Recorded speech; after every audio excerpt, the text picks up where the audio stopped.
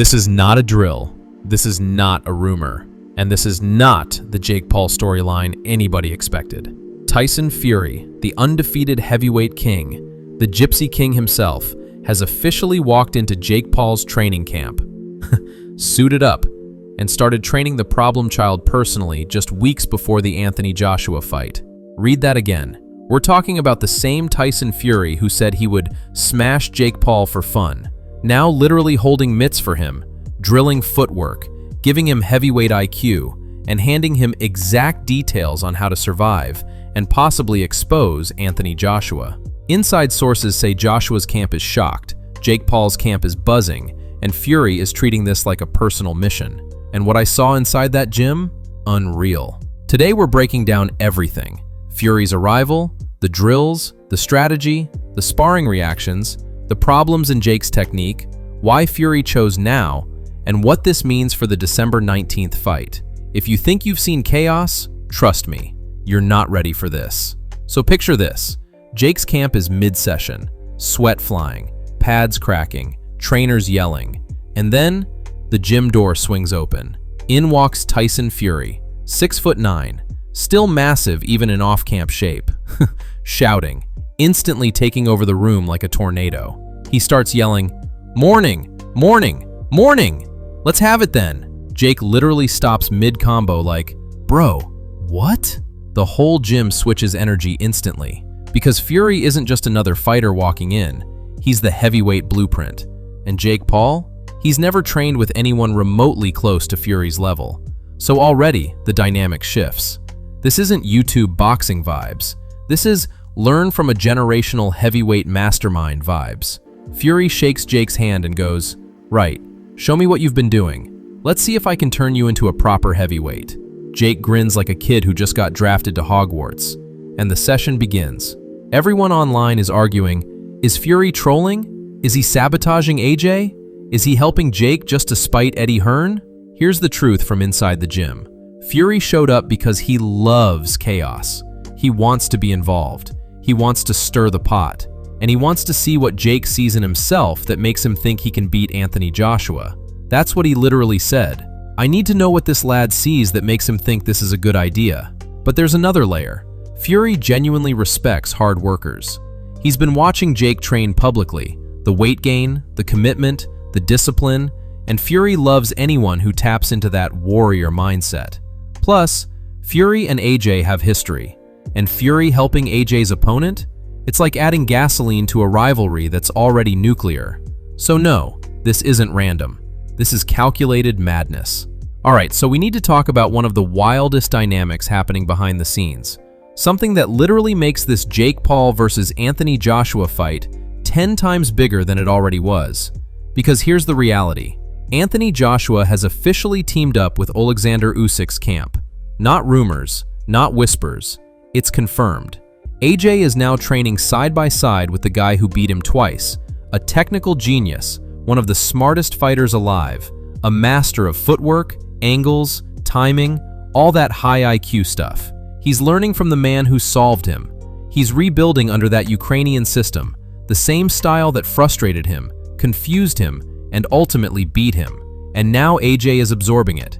But here's where things get crazy.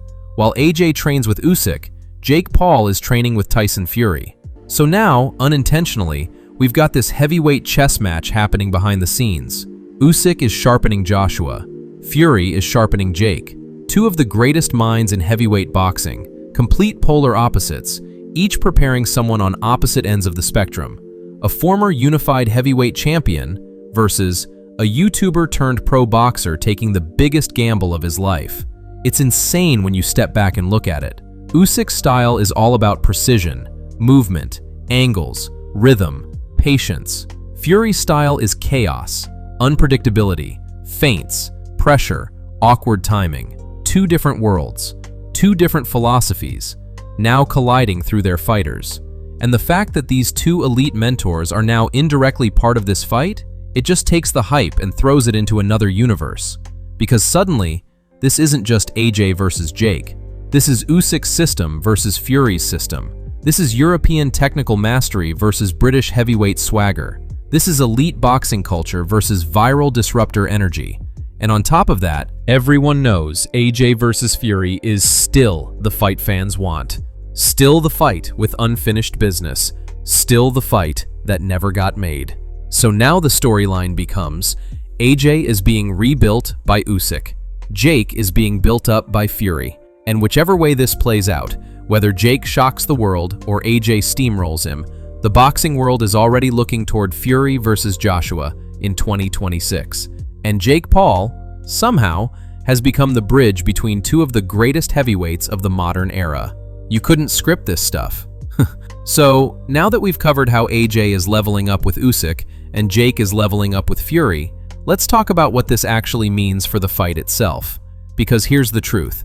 This fight was already crazy. Now it's historic. This isn't just YouTuber fights heavyweight. It's now a rebuilt Anthony Joshua versus a fully mentored, Tyson Fury-shaped Jake Paul with two of the most genius boxing minds indirectly coaching opposite sides. And here's where the hype really kicks in. For the first time ever, people are actually arguing about this fight. Some are saying AJ wipes him out in one round. Others are saying Jake's youth, conditioning, unpredictability, and Fury-style awkwardness could drag AJ into deep waters. Whether you think Jake has a chance or not, the fact is, nobody's ignoring this fight anymore. It's too big to ignore, too high stakes to ignore, too much money and history involved to ignore. And what really takes it to another level? The pressure. Jake Paul has never been under this level of global pressure in his life. AJ has never been under this level of risk in his life. Because for AJ, if he wins, people say, cool, he beat a YouTuber. If he loses, his career is done. Not wounded, done. For Jake Paul, if he loses, he's supposed to lose. No damage. If he wins, he becomes the most talked about man in boxing history overnight. That's why this fight is getting bigger by the day. The stakes are nuts. The storylines are nuts. The training camps are nuts. And the scary part? Both guys know it. This is where fans get it twisted. This fight is not close on paper. Not even slightly. AJ is a superstar. Jake is still learning. But in terms of risk versus reward, pressure, narrative, and momentum, this fight is dangerously close. AJ has everything to lose. Jake has nothing to lose. Jake has Fury in his ear. AJ has Usyk in his corner. Jake is in his peak athletic years. AJ is in his late career phase, coming off injuries and layoffs. Jake has been active for his level. AJ hasn't fought in a year. Jake thrives in chaos. AJ is vulnerable when the fight gets messy. Jake has one punch that can change everything. A shock factor. AJ has the entire world expecting him to win. These aren't advantages, but they create pressure, and pressure creates chances. The longer this fight goes, the weirder it gets, and the more people are going to start leaning forward saying, wait, could Jake actually do this? Now here's the brutal reality nobody talks about. Even with Fury, even with world-class sparring, even with an insane training camp, Jake Paul has never felt heavyweight knockout power. He's never been hit by a 245-pound Olympic gold medalist with perfect technique. And AJ might not throw many shots, but the ones he throws could be fight-ending. Jake could do everything right for 2 rounds, and then one clean right hand from AJ resets the whole universe. If Jake cannot handle AJ's power early, this fight ends fast. If he can handle it, then we're in for something absolutely wild. Here's the crazy part. No matter who wins, the heavyweight division explodes. If AJ wins, AJ versus Fury becomes the biggest fight of 2026. AJ versus Wilder becomes possible again. AJ becomes the face of heavyweight boxing again. If Jake wins, Jake Paul becomes the biggest name in the sport. He gets Fury next. He gets Wilder. He gets whoever he wants. Everyone will want to fight him. We'd be witnessing a once-in-a-lifetime storyline. This fight isn't just a fight. It's a domino that could reshape the next 3 years of heavyweight boxing. Alright, let's get straight into some reactions because this fight has the entire combat sports world glitching out. First off, Dana White, the UFC CEO himself.